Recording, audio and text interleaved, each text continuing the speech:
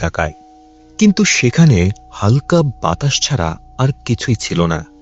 সে আবারও আলো জ্বালানোর চেষ্টা করে। এবার সে সফল হয়। আলো জ্বালিয়ে পুরো জায়গাটি সে ভালো করে দেখছিল।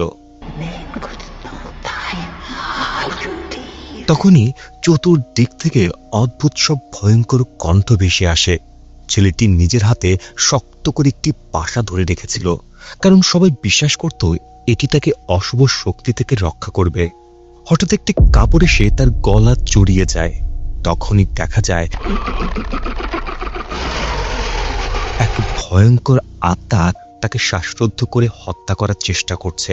ছেলেটি তাকে মা বলে ডেকে ওঠে, অর্থাৎ এই ভয়ঙ্কর আত্মাটি হয়তো ওই ছেলেটির মা। এতে সেই আত্মাটির চোখে সামান্য জল চলে আসে, কিন্তু হঠাৎ করেই সে আরো ভয়ঙ্কর হয়ে ওঠে। সে এবার ছেলেটিকে নির্মমভাবে শ্বাসরোধ করে হত্যা করে, অর্থাৎ ছেলেটির নিজের মাই তাকে মেরে ফেলে। আর ছেলেটির হাতে থাকা সেই পাশাটি নিচে পড়ে যায়।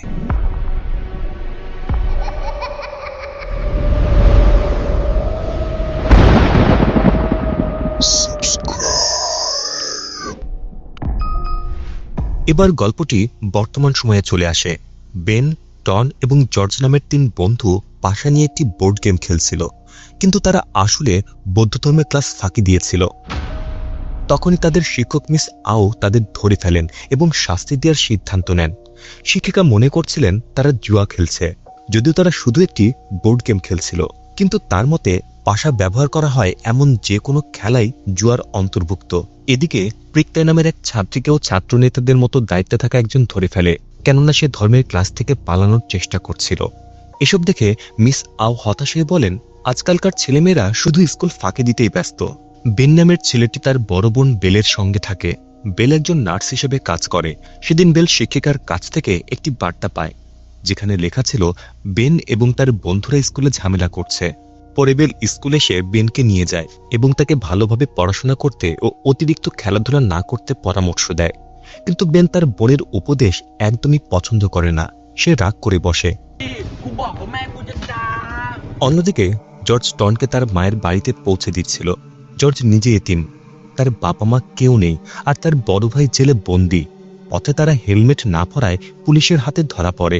পাও নামের এক পুলিশ অফিসার জর্জের সঙ্গে খুবই কঠোর আচরণ করে, কারণ ছোটবেলায় জর্জ একবার স্কুলে নিজের এক বন্ধুকে ছুরি দিয়ে আঘাত করেছিল। সেই ঘটনায় তাকে গ্রেফতার করেছিলেন অফিসার পাও। তাই আজও তিনি জর্জকে খারাপ ছেলে বলে মনে করেন। তারপর জর্জের বড় ভাইও একজন অপরাধী, যে বর্তমানে কারাগারে রয়েছে। ফলে পুলিশ জর্জের মোটরসাইকেলের চাবি জব্দ করে। পরের দিন বেন, টন ও জর্জ এবং প্রিয়তাইকে একটি বৌদ্ধ বিহারে নিয়ে যাওয়া হয়। সেখানে তাদের সারাদিন ধর্মীয় কাজ করার শাস্তি দেওয়া হয়। বিহারে পৌঁছে তারা সবাই সাদা পোশাক পরে এবং দীর্ঘ সময় ধরে ধ্যান করতে বসে। এতক্ষণ বসে থাকার কারণে জর্জের পা অবশ হয়ে যায়। এরপর তাদের বিহারের টয়লেট পরিষ্কার করার কাজ দেওয়া হয়। শিশুরা স্বাস্থ্যের কাজ করতে থাকলে মিস আও বাড়ি ফিরে যান এবং তাদের দায়িত্ব সেখানকার এক বৌদ্ধ ভিক্ষুর কাছে দিয়ে যান।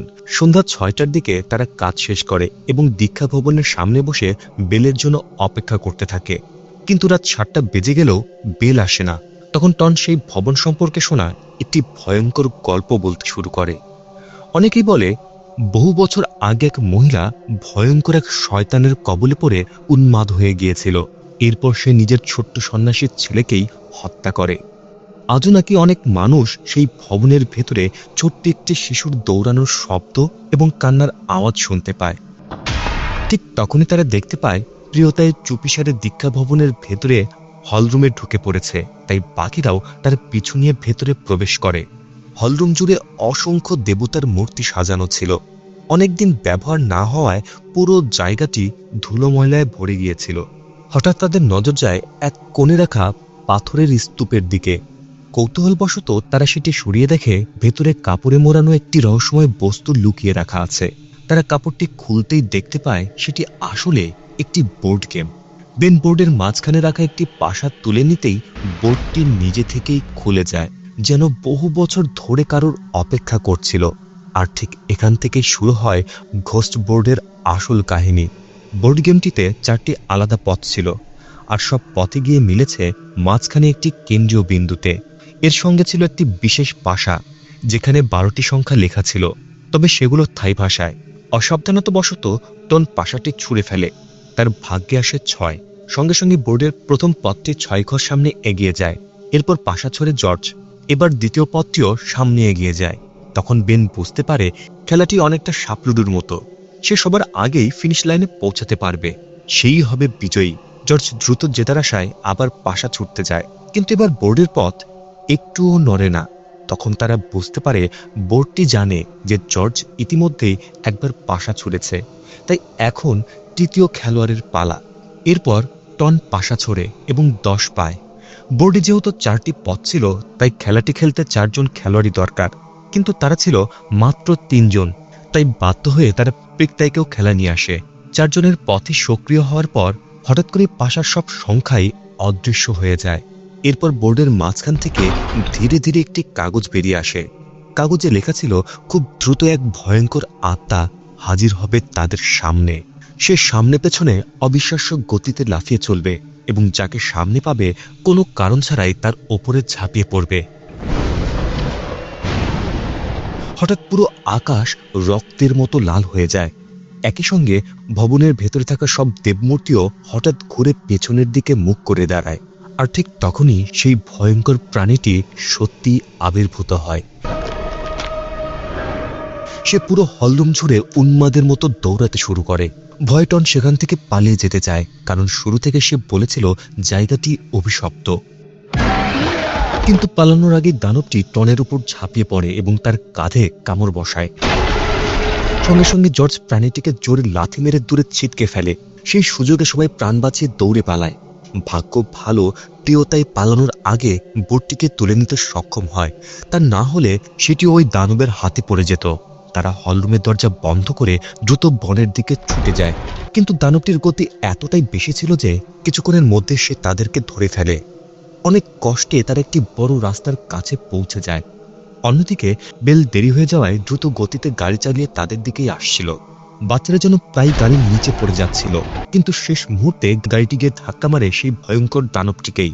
বেল এক মুহূর্ত দেরি না করে সবাইকে গাড়িতে তুলে দ্রুত সেখান থেকে বেরিয়ে যায়, দানবটি আবার উঠে দাঁড়ানোর আগেই। কিন্তু কিছুক্ষণ পরেই সেই প্রাণীটি আবার নড়াচড়া শুরু করে। তখন বেল একটি সিদ্ধান্ত নেয়। সে গাড়ি রিভার্স গিয়ারে নিয়ে সর্বোচ্চ গতিতে আবার দানবটির উপর তুলে দেয় এবং তাকে পিষে মেরে ফেলে। তার উদ্দেশ্য ছিল যেন দানবটি আবার তাদের পিছু না নিতে পারে। এরপর তারা নিরাপদে সেখান থেকে পালিয়ে যেতে সক্ষম হয়। কিছু দূরে একটি পেট্রোল পাম্পে গিয়ে সবাই থামে এবং একটু শান্ত হয়ে কি ঘটেছে তা বোঝার চেষ্টা করে। এরপরে টনের কাঁধে দানবের কামড়ের ক্ষতটি চিকিৎসা করা হয়। প্রিকটাই বোর্ড গেমটি সম্পর্কে একটি প্রাচীন শিলালিপি পড়তে শুরু করে। সেখানে লেখা ছিল, এটি এক অভিশপ্ত খেলা যা একসময় কালো জাদুর অনুসারীরা তৈরি করেছিল। এই বোর্ডই জীবিতদের জগৎ আর অশুভ আত্মাদের জগতের মাঝখানে একটি প্রবেশদ্বার তৈরি করে। খেলাটি শেষ হবে তখনই যখন 4 জনের মধ্যে একজন ফিনিশ লাইনে পৌঁছে যাবে। কিন্তু ভোর হওয়ার আগ পর্যন্ত যদি কেউ ফিনিশ লাইনে পৌঁছাতে না পারে, তাহলে খেলায় অংশ নেওয়া প্রত্যেকেই নিশ্চিতভাবে মারা যাবে। বেল সবাইকে শান্ত করার চেষ্টা করে।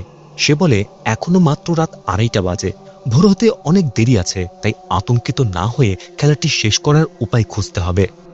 এরপর তারা বেনের বাড়িতে যায়, কারণ সেখানে তার মৃত মায়ের রেখে যাওয়া অনেক তাবিজ ও সুরক্ষার সামগ্রী ছিল। সবাই মিলে পুরো বাড়ির চারপাশে প্রার্থনার পবিত্র সুতা বেঁধে দেয়। এছাড়া অশুভ শক্তিকে দূরে রাখতে বিভিন্ন সুরক্ষামূলক তাবিজও স্থাপন করা হয়। এই সময় বেন তার বোনের কাছে ক্ষমা চায়। সে স্বীকার করে সবসময় সে বেনকে শুধু কষ্ট দিয়েছে, কিন্তু বেল তাকে আশ্বস্ত করে বলে খেলা শেষ না হওয়া পর্যন্ত সে তার পাশে থাকবে। প্রায় 1 ঘন্টা পর হঠাৎ পাশার সংখ্যাগুলো আবার ফিরে আসে। বোঝা যায় এবার পরবর্তী রাউন্ড শুরু হওয়ার সময় হয়েছে। 4 জনই আবার একে একে পাশা ছোড়ে। এবার শুধুমাত্র বেনি বড় সংখ্যা পায়। সবাই পাশা ছোড়া শেষ করতেই বোর্ডের মাঝখান থেকে আবারও একটি রহস্যময় কাগজ বেরিয়ে আসে। এবার সেখানে লেখা ছিল, আরো ভয়ঙ্কর এক আত্মা তাদের সামনে আসতে চলেছে। এই আত্মাটি শুধু হিংস্রই নয়, মানুষের মনকে কাবু করতে এবং সুযোগ পেলে মানুষের শরীর ভর করে তাকে নিজের নিয়ন্ত্রণে নিয়ে নেয়। সে কাগজে আরো লেখা ছিল, যে শয়তানটি এবার আসবে তার লক্ষ্য হবে বেল। এই সময় বেল আয়নার সামনে দাঁড়িয়েছিল। হঠাৎ করেই বেল যেন অন্য এক জগতে চলে যায়। সেখানে এক বৃদ্ধ আত্মা তার শরীরে ভর করে। আত্মাটি পুরোপুরি তার দেহের নিয়ন্ত্রণ নেয়ার পর বেলের চেহারা আরো ভয়ঙ্কর হয়ে যায় এবং সে বাচ্চাদের উপর হামলা করার চেষ্টা করে। ঠিক তখনই সে হঠাৎ করে মাটিতে লুটিয়ে পড়ে। টন দ্রুত একটি তাবিজ বেলের গলায় পরিয়ে দেয়। সঙ্গে সঙ্গে তার পুরো শরীর কাঁপতে শুরু করে। কিন্তু সেই শয়তানি আত্মাটি তাবিজের চেয়েও শক্তিশালী ছিল। হঠাৎ বেল উঠে জর্জের দিকে ছুরি চালায়, যেন জর্জের অতীতের পাপের প্রতিশোধ নিচ্ছে, কারণ ছোটবেলায় জর্জ এক সহপাঠীকে ছুরি দিয়ে আঘাত করেছিল। এরপর বেল লাফিয়ে উঠতেই পুরো বাড়ির আলো নিভে যায়। বেন দ্রুত মোবাইলের টর্চ জ্বালায়, কিন্তু সেই শয়তানি আত্মা বারবার তাকে বিভ্রান্ত ও আতঙ্কিত করতে থাকে। এর কিছুক্ষণ পর তারা সিঁড়ির কাছে বেলকে খুঁজে পায়। ভয়ে টন বাড়ি থেকে পালিয়ে যাওয়ার চেষ্টা করে, কিন্তু দরজাটি রহস্যজনকভাবে শক্ত হয়ে বন্ধ হয়ে যায়। ফলে টন ধাক্কা খেয়ে মাটিতে পড়ে। ঠিক সেই মুহূর্তে বেল ভয়ঙ্করভাবে টিকটিকির মতো ছাদের উপর দিয়ে হামাগুড়ি দিয়ে এগিয়ে এসে টনের উপর ঝাঁপিয়ে পড়ে, প্রায় তার মাথায় ছুরি বসিয়ে দিচ্ছিল। কিন্তু টন শেষ চেষ্টা হিসেবে তাবিজটি বেলের দিকে বাড়িয়ে দেয়। তবে সেই শয়তান তাবিজটিকে একটুও ভয় পায় না, বরং সে পুরো তাবিজটাই গিলে ফেলে। এরপর বেল নিজের ভাই বোনের উপর হামলা করতে গেলে জর্জ তাকে শক্ত করে ধরে ফেলে। ধস্তাধস্তির এক পর্যায়ে বেল মাটিতে পড়ে যায়। হঠাৎ যেন কোনো অদৃশ্য শক্তি তাকে পেছনের দিকে টেনে নিয়ে যায়। এর কয়েক মুহূর্ত পর সে আবার ফিরে আসে, তবে আগের চেয়েও আরো ভয়ঙ্কর রূপে। বেল দৌড়ে আসতেই জর্জ একটি চেয়ার দিয়ে জোরে আঘাত করে। আঘাত লাগা মাত্রই বেল জ্ঞান হারায়। শেষ পর্যন্ত তারা বেলকে শক্ত করে বেঁধে ফেলে, যেন সে আর কাউকে আক্রমণ করতে না পারে। তাই সবাইকে মনে করিয়ে দেয় এই ভয়ঙ্কর খেলা যত দ্রুত সম্ভব শেষ করতেই হবে, তাহলেই সব অভিশাপ ও আতঙ্কের অবসান হবে। কিন্তু টন আর খেলতে রাজি হচ্ছিল না। সে এতটাই ভয় পেয়েছিল যে আর এক মুহূর্তও থাকতে চাচ্ছিল না। সবাই মিলে তাকে অনেক অনুরোধ করে। তারা বলে 4 জন খেলোয়াড় ছাড়া এই খেলা কখনোই শেষ হবে না। শেষ পর্যন্ত বন্ধুদের কথা ভেবে টন থেকে যাওয়ার সিদ্ধান্ত নেয়। তখন তারা বুঝতে পারে যদি শয়তানি আত্মাগুলো তাদের আক্রমণ করতে পারে, তাহলে তারাও সেই শয়তানের বিরুদ্ধে লড়াই করতে পারবে। এই ভেবে সবাই বাড়ির ভেতরে থেকে যত ধরনের অস্ত্র পাওয়া যায় সব জড়ো করতে শুরু করে। ঠিক 1 ঘন্টা পর আবার পাশার সংখ্যাগুলো ফিরে আসে। তারা আর দেরি না করে দ্রুত পাশা ছুড়ে খেলা এগিয়ে নিয়ে যেতে থাকে, যেন যত দ্রুত সম্ভব ফিনিশ লাইনে পৌঁছানো যায়। ঠিক আগের মতোই পাশা ছোড়া শেষ হতেই আবারও একটি রহস্যময় কাগজ বেরিয়ে আসে। এবার সেখানে লেখা ছিল তাদের সামনে আসতে চলেছে বনের এক ভয়ঙ্কর জিন। সে মানুষের প্রাণের জন্য ভীষণ ক্ষুধার্ত, আর যে একটুমাত্র অসাবধান হবে তাকে সে নিজের শিকার বানাবে। মুহূর্তের মধ্যে আকাশ রক্তাক্ত লাল হয়ে যায়। এটাই ছিল বনের সেই জিনের আগমনের সংকেত। হঠাৎ করে বিশাল লম্বা গাছের শেকড় প্রিক্তায়ের পা জড়িয়ে ধরে তাকে টেনে বেনের বাড়ির পেছনের বনে নিয়ে যায়। বন্ধুরা তাকে বাঁচানোর জন্য ছুটতে থাকে। তারা দেখতে পায় অসংখ্য গাছের শেকড় প্রিক্তাইকে শক্ত করে পেঁচিয়ে ধরেছে এবং সে শয়তান জিন তার প্রাণ কেড়ে নেওয়ার চেষ্টা করছে। ভাগ্য ভালো ছিল বেনের কাছে একটি ঘাস কাটার বড় কাঁচি ছিল। সে দ্রুত শেকড়গুলো কেটে প্রিক্তাইকে মুক্ত করে। এতে সেই জিন ভীষণ ক্ষিপ্ত হয়ে ওঠে। সে এবার নিজের শিকড় দিয়ে বেন এবং জর্জের পা শক্ত করে বেঁধে ফেলে। জর্জ নিজের পিস্তল বের করে গুলি করতে শুরু করে। চতুর্দিকে গুলির শব্দ প্রতিধ্বনিত হতে থাকে, কিন্তু টন যেন তখনও ভয়ে স্থির হয়ে দাঁড়িয়েছিল। জর্জ একা প্রাণপণে লড়াই করলেও টন তাকে কোনো সাহায্যই করছিল না। অবাক করার বিষয় হলো টন ভয়ে সবাইকে ফেলে রেখে সেখান থেকে পালিয়ে যায়। ফলে বাকি 3 জনের জীবন চরম বিপদের মুখে পড়ে। আর কয়েক মুহূর্তের মধ্যেই তারা সেই শয়তানের শিকার হতে যাচ্ছিল। ঠিক তখনই টন আবার ফিরে আসে। সে আসলে পালিয়ে যায়নি, সে একটি ফ্লেম থ্রোয়ার নিয়ে এসেছিল। আগুনের বিশাল শিখায় গাছের শিকড়গুলো পুড়ে যায় এবং তার বন্ধুরা মুক্ত হয়। এদিকে গুলির শব্দ শুনে পুলিশ বেনের বাড়িতে এসে পৌঁছায়। তারা ভেতরে ঢুকে দেখে বেলকে শক্ত করে বেঁধে রাখা হয়েছে। বেল পুলিশের কাছে বলে এসব তার ছোট ভাই বেন ও তার বন্ধুদের কাজ, তাই তাদের গ্রেফতার করতে হবে। আসলে বেলের ভেতরে থাকা শয়তান এই চক্রান্তগুলি করছিল। অন্যদিকে বাচ্চারা গাছের শিকড় কেটে শয়তানের হাত থেকে বাঁচার চেষ্টা করলেও তারা বুঝতে পারে শুধু শিকড় কেটে কোনো লাভ হবে না। এই আতঙ্কের শেষ করতে হলে বনের সেই জিনকেই ধ্বংস করতে হবে। জর্জ পিস্তল দিয়ে গুলি চালানোর চেষ্টা করতেই শয়তানটি তাকে চেপে ধরে। এই সময় বেন ফ্লেম থ্রোয়ার ব্যবহার করতে যায়, কিন্তু সেখান থেকে শুধুমাত্র তেল বের হয়, কেননা আগুন জ্বালাতে লাইটারের দরকার ছিল। অনেক কষ্টে অবশেষে লাইটার জ্বলে ওঠে, আর তেলে ভেজা সেই শয়তানটি মুহূর্তের মধ্যে আগুনে পুড়ে ধ্বংস হয়ে যায়। এরপর তারা বাড়িতে ফিরে পুলিশকে দেখেই চুপিসারে অভিশপ্ত বোর্ডটি নিয়ে পালিয়ে যায়, কেননা গ্রেফতার হলে সূর্য ওঠার আগেই খেলা শেষ করা সম্ভব হবে না এবং সবাই মারা যাবে। কিছু দূরে গিয়ে তারা গাড়ি থামায়। আগের মতো 1 ঘন্টা পার হওয়ায় পাশার সংখ্যা আবার ফিরে আসে। তারা দ্রুত নতুন রাউন্ড শুরু করে। শেষ খেলোয়াড় পাশা ছোড়ার পর বোর্ড থেকে আবার একটি রহস্যময় কাগজ বের হয়, যেখানে লেখা ছিল এবার ডানাওয়ালা এক ভয়ঙ্কর বাদুর দানব রূপে আসবে। মুহূর্তে আকাশ আবারও রক্তের মতো লাল হয়ে যায় এবং এক ঝাঁক বাদুর তাদের গায়েতে হামলা চালায়।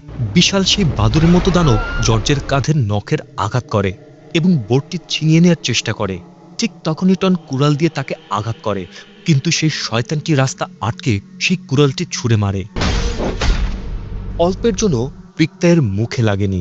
কিছুক্ষণ পর দানবটি গাড়ির বাম্পারের উপর উঠে পড়লে জর্জ তাকে গুলি করে মুখে বড় গর্ত করে দেয়, কিন্তু সঙ্গে সঙ্গেই গাড়ির নিয়ন্ত্রণ হারিয়ে তারা গভীর খাদে পড়ে যায়। এই দুর্ঘটনার পর প্রিক্তায়ের মনে পড়ে যায় এমনই এক সড়ক দুর্ঘটনায় তার বাবা মা মারা গিয়েছিল। কিছুক্ষণ পর সবাই জ্ঞান ফিরে পেলেও ঠিক তখনই পুলিশ এসে তাদের গ্রেফতার করে এবং অভিশপ্ত বোর্ডটি জব্দ করে নেয়। থানায় পৌঁছে তারা পুলিশকে বোঝানোর চেষ্টা করে যে তারা এক অভিশপ্ত বোর্ডের দানবের হাত থেকে বাঁচার চেষ্টা করছে, কিন্তু পুলিশ তাদের কোনো কথাই বিশ্বাস করে না। পুলিশ মনে করে বাচ্চারা হয়তো নেশাগ্রস্ত। জর্জ বুঝতে পারে কোনো কিছুই বলে লাভ নেই, বিশেষ করে অফিসার পাওতাকে আগেই ঘৃণা করত। তখন জর্জ জানায় সে ইচ্ছে করে তার সহপাঠীকে ছুরি দিয়ে আঘাত করেনি, বরং সে নিজেই ছিল দীর্ঘদিনের বুলিংয়ের শিকার। সহপাঠীরা তার জেলে থাকা বড় ভাইকে নিয়ে প্রতিনিয়ত অপমান করত, আর সে সবকিছু চুপচাপ সহ্য করত। কিন্তু একদিন ধস্তাধস্তির সময় তার হাতে থাকা ভার্নিয়ার ক্যালিপার অসাবধানতাবশত সেই বুলির পেটে ঢুকে যায়। তবুও পুলিশ তাকেই দোষী সাব্যস্ত করে। এদিকে প্রিক্তাই সবার কাছে ক্ষমা চাইতে শুরু করে। সে স্বীকার করে সে ইচ্ছে করেই ভবনের সেই হলরুমে ঢুকেছিল, কারণ সে জানত সেখানে সেই অভিশপ্ত বোর্ড গেমটি লুকিয়ে রাখা আছে। সে আরও জানত আগে